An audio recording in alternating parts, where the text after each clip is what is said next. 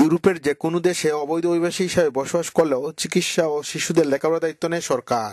কিন্তু আইন পরিবর্তনের যে উদ্যোগ নেওয়া হয়েছে তাতে সরকারের দায়িত্ব নেওয়া তো দূরের কথা, বরং কোনো অভিবাসী বাসায় অবৈধ কোনো অভিবাসী আশ্রয় নিলে জরিমানা গুনতে হবে। If somebody in a new law which they are going to sign in June, and if somebody they help to register illegal person, so he will have a 10,000 euro penalty for this padronamento, for this registration.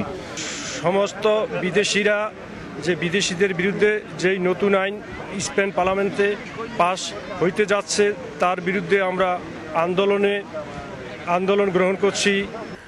এদিকে অর্থনীতি মন্দার কারণে স্পেনে প্রবাসী অনেক বাংলাদেশি সহ বিভিন্ন দেশের অভিবাসীরা এখন বেকার।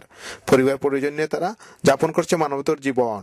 আমি এখানে কাজ করতেছি, আমি কাজ পাইতেছি না। আমার মতো হাজার হাজার লোক আছে যে এখানে বসবাস করতেছে, তারাও কাজ পাইতেছে না। Demonstration for myself and my friends because I'm here a long time looking for a job, there's no job. এদিকে স্পেন সরকার নতুন যে আইন করার উদ্যোগ নিয়েছে তাতে স্পেনের নাগরিকদের আগে কোনো অভিবাসী কাজের সুযোগ পাবে না, ফলে বেকারত্ব আরো বাড়বে।